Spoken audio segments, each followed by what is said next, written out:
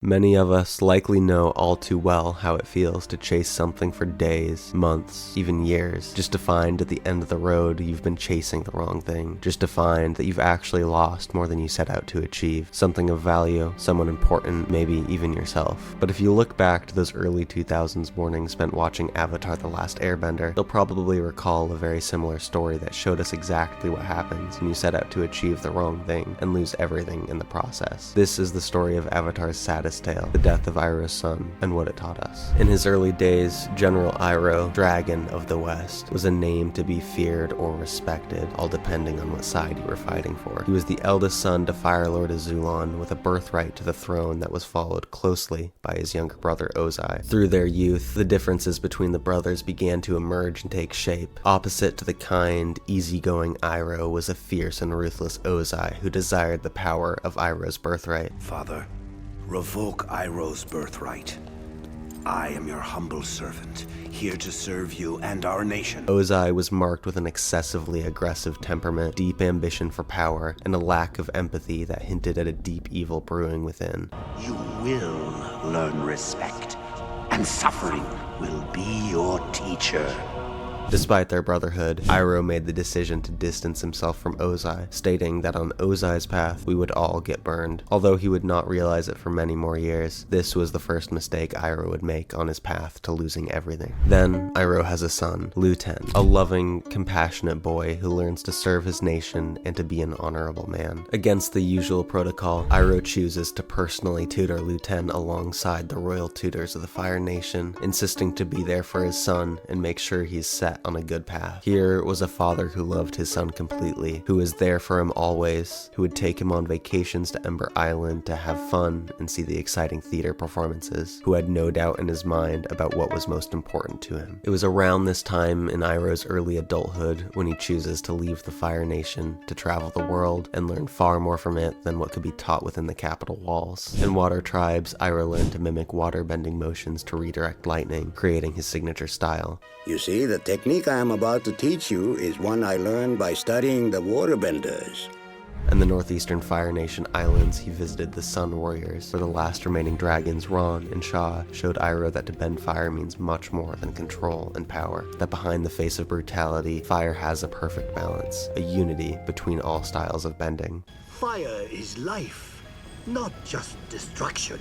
Ultimately, Iroh claimed he had slain these dragons in order to protect them from being further hunted. While his goal was to protect them, it was this lie that gave him the title Dragon of the West and solidified his name as a rising power within the Fire Nation. Next in line to the throne, and a title like Dragon of the West made it an expectation of the public that Iroh would join the military, which he did upon returning home. It would be during his service in the continuing 100-Year War that Iroh would become a renowned general, fueled by the need to honor his father, the Fire Lord, and his grandfather, the Fire Lord before him, who had started the war. It was during these countless acts of violence and domination that Iroh's blood would begin to boil with the desire for even more power. Naturally, the sight of his father's great military success inspired a now adolescent Lu Ten, who wanted to emulate all the supposedly great things his father was doing. But despite the propaganda of the Fire Nation flowing through his veins, Iroh warned Lu Ten not to join the military, not to follow in his footsteps, that he did not need to risk his life to make his father proud. Perhaps this is when Iroh began to see the cruelty of the previous Fire Lords for placing their children and grandchildren into a war of countless losses on both sides. Perhaps it is here where Iroh began to have his doubts. It is by this time, in the year 94, when Iroh decides that to cement his name in Fire Nation history, he needs to make a move so powerful, so impressive, that he would be feared and respected by all. The need for power that the military had instilled in Iroh led him straight to the Earth Kingdom capital, the impenetrable Ba Sing Se. If the city is as magnificent as its wall, Ba Sing Se must be something to behold.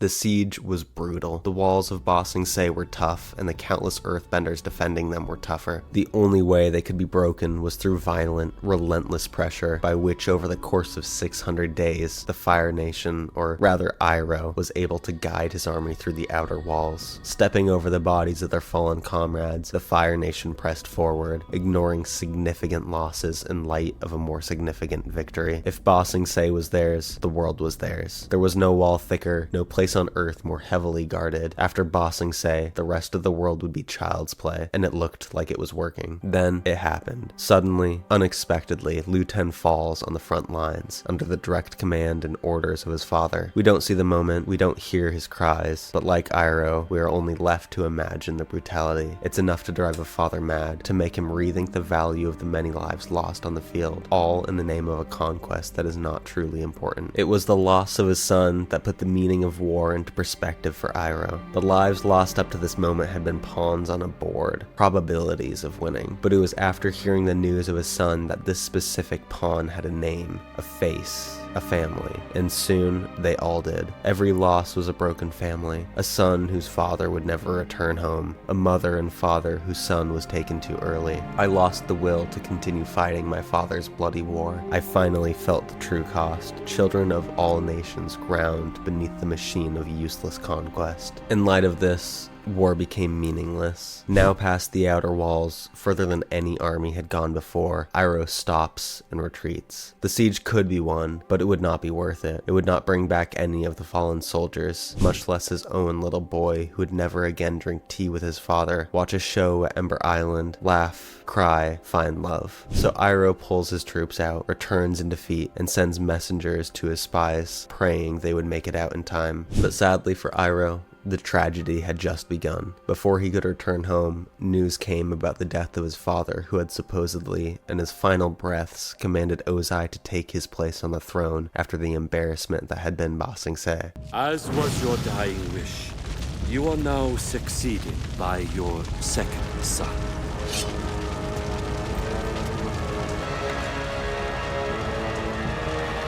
But in reality, the power-hungry Ozai had seen this great loss as an opportunity to kill their father and take Iroh's place on the throne. After all, nobody would question a change of crown prince after Iroh had crumpled what should have been the biggest win in Fire Nation history. Iroh was distraught from the loss of his son and his father, whose last act was to renounce his birthright. Instead of returning home, Iroh decides to again travel the world and try to find the peace and meaning that he had been so close to earlier in life. It is during this trip that he enters the spirit world and uncovers a greater understanding of the world and of himself. The military success and power he had been chasing were not the most important parts of his life, and he had in fact given up what was most precious to chase them. Through his loss, Iroh learned that he was chasing the wrong things.